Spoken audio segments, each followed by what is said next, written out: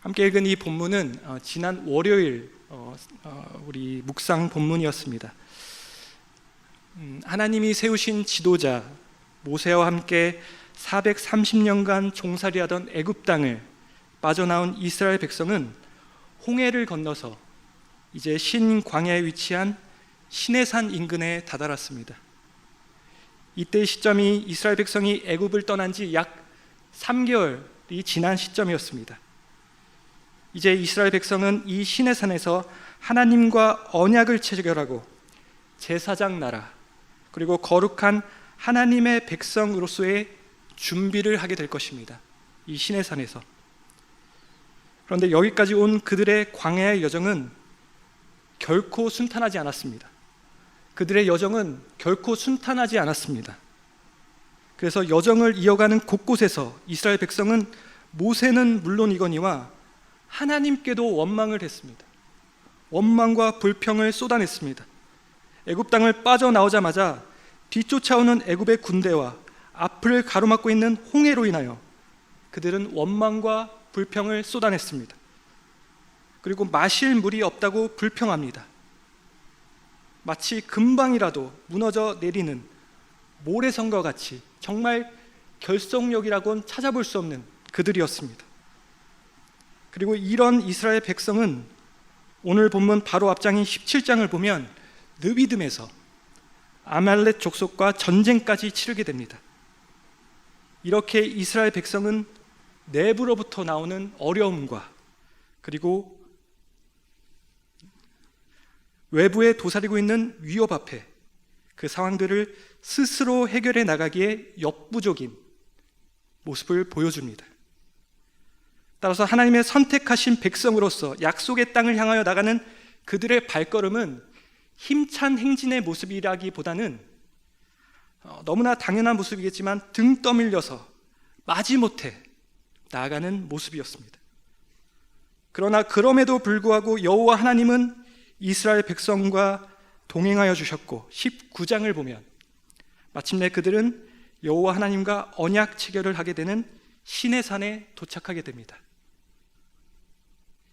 그래서 출애굽기를 크게 두 단락으로 나누면 1장부터 18장을 출애굽기의 전반부 그리고 19장부터 마지막 40장까지를 출애굽기의 후반부로 나눌 수 있습니다. 물론 후반부도 율법과 성막의 장면에 따라 두 부분으로 나눌 수 있지만 크게 나누면 이 18장이 그 출애굽 전반부의 결론 부분입니다. 이러한 맥락에서 보면 이 18장은 어떻게 보면 되게 중요한 장입니다. 왜냐하면 출애굽기 전반부의 결론을 짓고 있는 내용이기 때문입니다. 그런데 어찌 보면 이 중요한 위치에 있는 이 18장의 내용은 다름 아닌 모세의 개인 가정사가 나옵니다. 바로 장인 이드로의 방문 기사를 상당한 분량으로 기술하고 있습니다. 그런데 여기에는 크게 두 가지의 중요한 의미를 담고 있습니다. 그 첫 번째 의미는 이것입니다.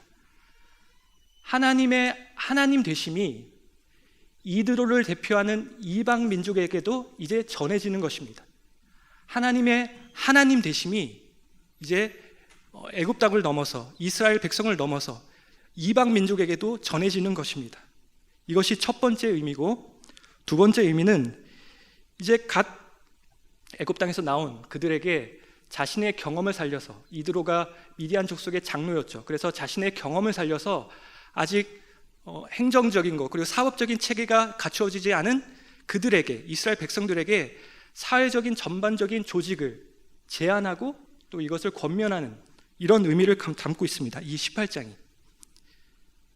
그런데 오늘 함께 읽은 이 본문은 그 첫 번째 의미, 하나님 되심이 이제 이방인들에게도 전해지고 하나님의 구원의 은혜와 기쁨이 전해지는 것을 보여주고 있는 것입니다. 오늘 본문의 스토리라인은 다음과 같습니다. 1절부터 6절까지는 모세의 장인 이드로가 모세에게 그의 가족을 데리고 옵니다. 그리고 7절부터 8절은 모세가 이드로를 반갑게 맞아들이고 그에게 하나님께서 행하신 모든 일들을 고백합니다. 그리고 9절부터 12절까지는 모세의 고백을 들은 이드로가 하나님을 찬양하고 하나님을 예배하는 장면이 나옵니다. 이 이드로는, 모세의 장인 이드로는 미디안 족속의 영적인 지도자였습니다. 그가 어떤 신을 섬기는 제사장이었는지 정확히 우리가 알 수는 없지만 하나님은 분명히 아니었습니다. 이런 그가 어느 날 하나님께서 자신의 사위인 모세와 이스라엘 백성을 애굽에서 이끌어내셨다는 소식을 듣게 됩니다. 어떻게 그 소식이 전해졌는지 본문은 말하고 있지 않지만 우리가 추측하건대 애굽의 심판 가운데 하나님께서 끊임없이 말씀하셨던, 내가 내 손을 애굽 위에 펴서 이스라엘 자손을 그 땅에서 인도하여 낸 이 일로 인하여 온 땅이 내가 여호와인 줄 알리라. 이 말씀대로 애굽을 포함하여 주변 나라들이, 그리고 이드로가 여호와 하나님의 이름을 알게 되었을 것입니다. 그 당시 이드로는 모세가 돌려보냈던 모세의 가족들을 보살피고 있었습니다. 아마 모세는 가족과 함께 애굽으로 가던 중 자식의 그 할례 문제로 죽을 뻔하게 되자 이 출애굽이라는 엄청난 사역 앞에 그 위험성을 깨닫고 느끼고 그 가족을 장인 이드로에게 좀 맡깁니다. 그래서 본인은 사역에 좀 집중할 수 있게, 그래서 아내와 아들은 그 장인 이드로에게 맡기는 것입니다. 지금까지 자신의 딸과 손자들을 보살폈던 이드로는 하나님께서 이스라엘을 애굽에서 이끌어내셨다는 소식을 듣고 이제는 모세가 가족과 함께 해도 되겠다라는 생각을 하고 가족들을 모세에게 데리고 옵니다. 그래서 그는 모세의 아내와 두 아들 게르솜과 엘리에셀을 데리고 모세가 있는 곳으로 옵니다. 자신의 가족이 왔다는 말을 들은 모세는 설레임과 기쁨으로 황급히 달려나갑니다. 그의 가족을 얼싸안고 그리움의 입맞춤을 나눕니다. 장인 이드로에게는 절을 하고 입맞추고 안부를 묻고 장막 안으로 들어갑니다. 장막에 들어간 모세는 이드로에게 자신이 그동안 겪었던 모든 일들을 고백하게 됩니다. 여러분, 이때 모세가 무슨 이야기를 했을까요? 무슨 이야기를 이드로에게 했을까요? 우리는 모세의 이야기를 상상해 볼 수 있습니다. 이제 40년 만에 다시 그 애굽 궁궐 앞에 섰을 때의 감회, 내가 저기에 살았었는데 내가 이렇게 다시 왔구나. 이스라엘 백성을 만나 하나님의 뜻을 전하던 이야기, 그리고 백성들이 기뻐하면서도 자신을 반신반의하면서 바라본 그 이야기, 그리고 바로 왕을 처음 만나러 갔을 때 바로 왕과 그 신하들이 40년 만에 나타난 자기를 호의적인 모습이 아닌 적대감을 가지고 바라본 그 모습들, 그 분위기, 이런 것들을 이야기할 수 있었을 것입니다. 그리고 바로 왕이 백성을 순순히 보내기는커녕 오히려 더 강하게 핍박하고 그리고 묶어놓은 이야기, 그로 인해서 백성들의 원망과 불평, 그렇지만 굴하지 않고 포기하지 않고 백성들을 설득하여 바로 왕과 맞섰던 이야기, 10가지 재앙 이야기, 드디어 430년 만에 애굽을 떠났던 밤에 있었던 그 감동, 그 은혜, 그리고 홍해가 가로막혔을 때의 절망과 추격해오던 애굽 군대로 인한 두려움, 그런데 지팡이를 내밀었더니 지겨우십니까? 좀 바다가 갈라져 구원을 받았고 애굽 사람들은 홍해에서 멸망했다는 이야기. 그 외에도 아직 좀 남았어요. 광야에 마실 물이 없어 고생했던 이야기, 만나와 메추라기를 먹는 이야기, 아말렉과 전쟁을 치렀으나 물리치고 승리한 이야기. 그래서 이제 백성들이 자신을 신뢰하게 되었고 자신은 백성들에게 어찌 보면 영웅과 같은 대접을 받은 이야기. 이런 이야기를 했을 수도 있습니다. 이런 이야기를 모세가 했다면 당시 가족들의 반응은 어땠을까요? 좀 지겨웠을 수도 있어요. 그런데 그들은 감탄을 연발했을 것입니다. 두 아들 게르솜과 엘리에셀은 아버지를 자랑스럽게 바라보았을 것입니다. 그리고 아내는 사랑과 존경의 눈으로 남편을 바라보았을 것입니다. 이드로는 내가 어떻게 저런 사이를 얻었는지 자랑스러워했을 것입니다. 그러나 여러분, 오늘 읽은 본문 말씀은 모세가 이런 이야기를 하지 않았음을 우리에게 보여줍니다. 아니, 조금 더 정확히 말씀드리면 이런 이야기를 하기는 했으나 다른 방식으로 이야기했음을 우리는 알 수 있습니다. 그럼 그는 무엇을 어떻게 말했습니까? 우리 8절의 말씀을 다시 한번 한 목소리로 읽겠습니다. 8절입니다. 시작. 모세가 여호와께 이스라엘을 위하여 바로와 애굽 사람에게 행하신 모든 일과 길에서 그들이 당한 모든 고난과 여호와께서 그들을 구원하신 일을 다 그 장인에게 말하매. 그는 그동안 있었던 모든 일을 이드로와 가족에게 말했습니다. 그러나 그 이야기에서 모세 자신의 이야기는 없었습니다. 그는 자신이 한 일을 이야기한 게 아니라 여호와 하나님께서 하신 일을 이야기했습니다.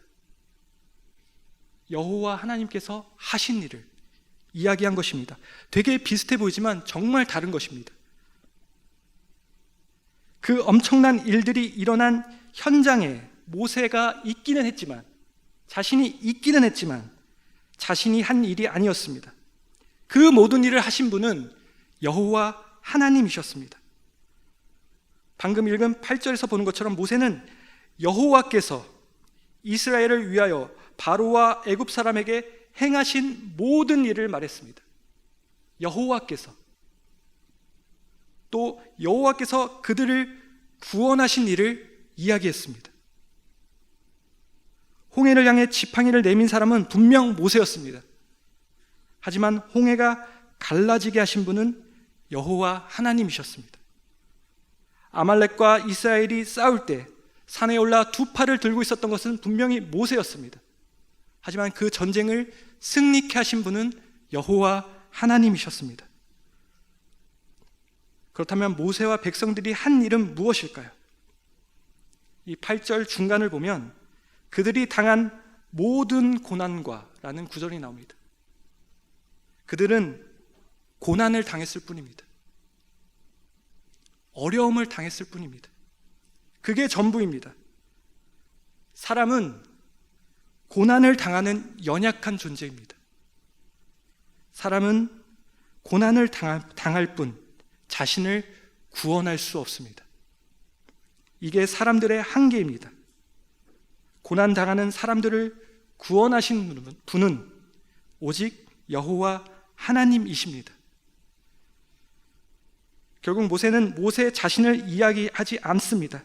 충실한 수하인 여호수아에 대해서도 이야기하지 않았습니다. 이스라엘 백성들을 이야기하지도 않았습니다. 그 누구도 그 이야기의 주인공이 아니었습니다. 오직 그 엄청난 모든 일의 주체는, 주어는 여호와 하나님이셨습니다. 그러기에 그는 오직 여호와 하나님께서 하신 그 구원의 일들만을, 여호와 하나님께서 하신 그 구원의 일들만을 이야기했습니다. 모세의 이런 고백이 단지 이때 한 번뿐이었을까요? 단지 이드로가 와서 이렇게 한 번 특별하게. 그런데 그의 고백은 단지 한 번의 특별한 고백이 아니라 늘 그와 함께 했습니다. 그것을 어떻게 알 수 있습니까? 그 두 아들의 이름을 봐도 알 수 있습니다. 본문 4절과 4절을 보면 두 아들의 이름이 나옵니다. 첫째는 게르솜, 내가 이방의 나그네가 되었다. 둘째 엘리에셀, 하나님이 나를 바로의 칼에서 구원하셨다. 모세의 삶의 주어는, 주체는 바로 하나님이셨습니다. 하나님께서. 모세의 이런 고백과 간증을 들은 이드로의 반응은 어떻습니까? 우리 9절 말씀 함께 읽겠습니다. 9절입니다. 시작. 이드로가 여호와께서 이스라엘에게 큰 은혜를 베푸사 애굽 사람의 손에서 구원하심을 기뻐하여. 이 모세의 고백을 들은, 이 이야기를 들은 이드로는 그 고백의 주체인 하나님을 인해서 기뻐합니다. 그리고 10절과 11절을 보면 그는 이제야 나는 여호와께서 어떤 신보다 위대하시다는 것을 알았다 고백합니다. 그리고 유일하신 하나님을 인정하고 그분이 행하신 놀라운 은혜들을 찬양하게 됩니다. 그리고 12절을 보면 하나님을 예배하는 자리까지 나아갑니다. 여러분, 오늘 우리가 할 이야기는 무엇일까요? 우리가 할 이야기, 우리도 마찬가지입니다. 우리도 모세처럼 말해야 합니다. 모세가 여호와 하나님께서 하신 일을 이야기한 것처럼 우리도 하나님께서 하신 일들을 말해야 합니다. 하나님이 우리의 삶의 주어가 되어야 합니다. 하나님께서 우리를 얼마나 사랑하시는지, 하나님께서 어떤 능력으로 우리를 구원하셨는지, 우리에게 어떤 은혜를 주셨는지, 여기까지 어떻게 인도하셨는지, 그게 우리가 말할 이야기의 주제인 것입니다. 우리는 종종 간증을 듣습니다. 간증이 무엇입니까? 우리의 이야기입니까? 아닙니다. 간증이란 우리의 이야기처럼 보이지만 사실은 하나님의 이야기입니다. 하나님께서 하신 일을 말하는 것이 간증입니다. 그런데 저를 포함해서 우리는 종종 우리 자신에게 집중할 때가 너무 많습니다. 그런데 요셉이란 인물은 이런 점에서 대단히 훌륭합니다. 어느 날 바로 왕이 꿈을 꿉니다. 그 꿈을 해석하는 사람이 아무도 없었습니다. 그래서 고민에 빠지게 되죠. 그런 고민에 빠진 그에게 술을 맡은 관원이 이 요셉을 소개시켜 줍니다. 자신이 왕에게 죄를 짓고 감옥에 갔을 때 한 히브리 노예를 만났는데 그 젊은이가 자신의 꿈을 해석해 주었고 그 해석대로 복직이 되어서 지금 당신 앞에 서 있다, 이렇게 말을 해줍니다. 왕은 즉시 요셉을 데려오게 합니다. 왕은 기대 어린 마음으로 요셉에게 묻습니다. 창세기 41장 15절입니다. 바로가 요셉에게 이르되 내가 한 꿈을 꾸었으나 그것을 해석하는 자가 없더니 들은즉 너는 꿈을 들으면 능히 푼다 하더라. 이에 요셉이 뭐라고 대답했을까요? 우리 16절 말씀 한 목소리로 읽겠습니다. 시작. 요셉이 바로에게 대답하여 이르되 내가 아니라 하나님께서 바로에게 편안한 대답을 하시리이다. 한 번 더 읽겠습니다. 시작. 요셉이 바로에게 대답하여 이르되 내가 아니라 하나님께서 바로에게 편안한 대답을 하시리이다. 내가 아니라 하나님께서 라고 말합니다. 요셉은 자신이 주체가 아님을 알았습니다. 하나님께서 하시는 일임을 알았습니다. 꿈을 해석하는 것도 자신이 아니라 하나님이시요 그 꿈을 성취하시는 분도 하나님이신 것을 그는 알았습니다. 신약으로 넘어와서 사도 바울도 이렇게 고백합니다. 사도 바울은 복음을 위하여 다른 사도들보다 더 많이 수고하고 희생했습니다. 그래서 사도행전 20장 24절을 보면 이렇게 고백합니다. 나의 달려갈 길과 주 예수께 받은 사명 곧 하나님의 은혜의 복음 증거하는 일을 마치려 하면은 나의 생명을 조금도 귀한 것으로 여기지 아니하노라. 사도 바울은 어떤 사도보다 더 힘쓰고 애썼고 희생했고 목숨이라도 아끼지 않았습니다.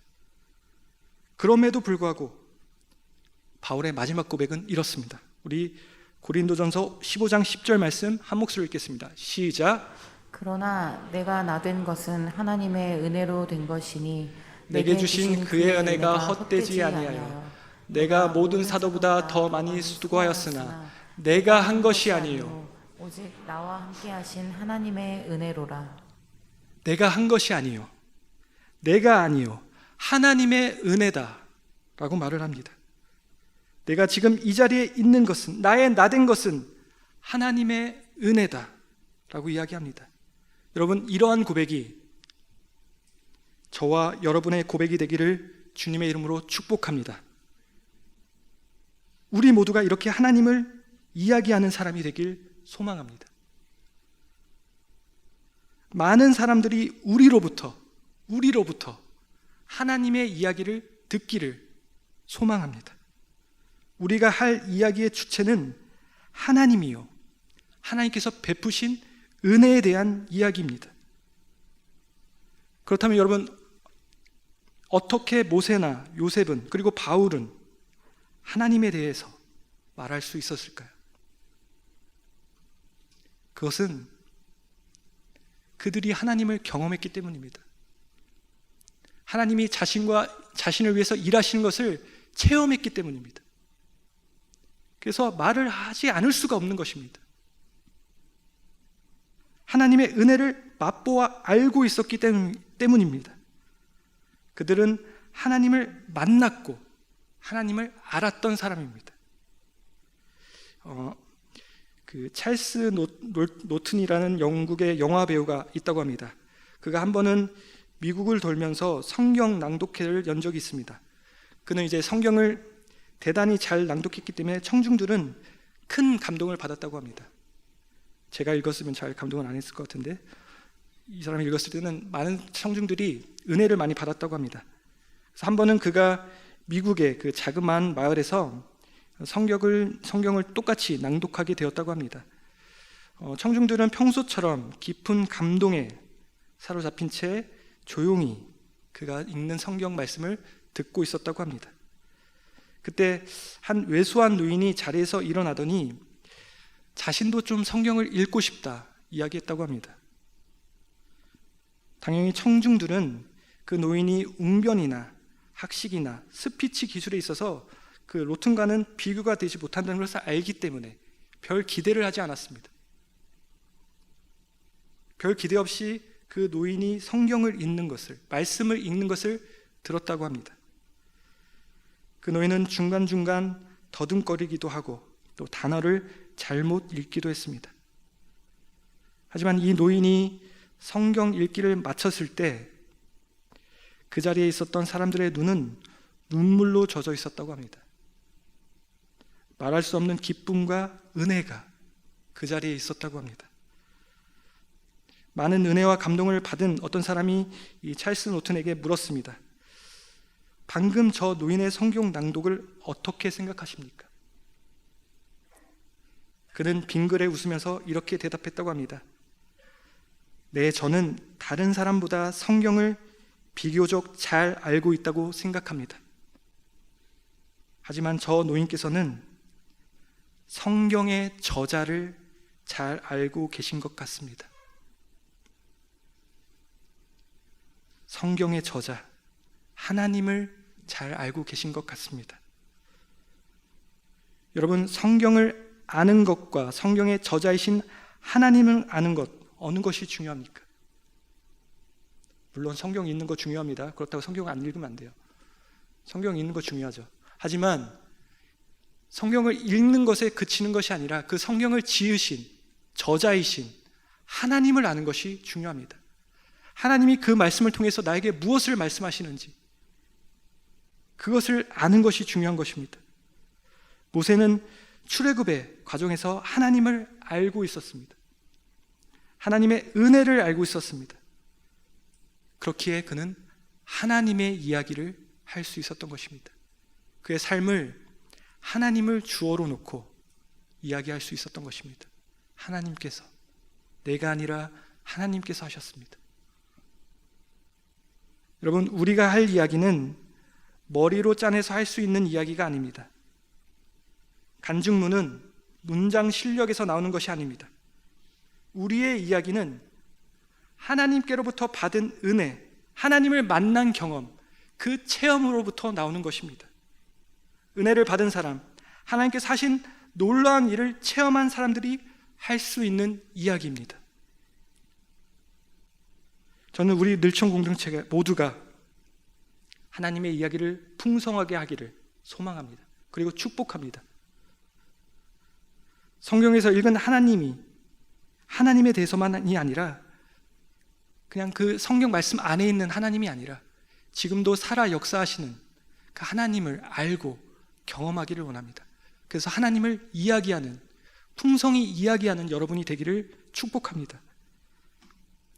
그래서 그들의 하나님 이야기가 아니라, 성경을 보면 그들의 하나님 이야기가 아니라 나의 하나님 이야기, 나에게 일하시는 하나님 이야기를 말할 수 있기를 원합니다. 사랑하는 여러분, 하나님 이야기는 하나님께 영광이 됩니다. 당연하죠. 하나님을 높이고 또 듣는 이들로 하여금 하나님을 알게 해줍니다. 오늘 이드로도 모세를 통해 하나님의 이야기를 들은 후 하나님을 알고 하나님께 나와 예배하고 경배합니다. 그리고 하나님의 은혜가 주변으로 흘러가고 나누어지는 것입니다.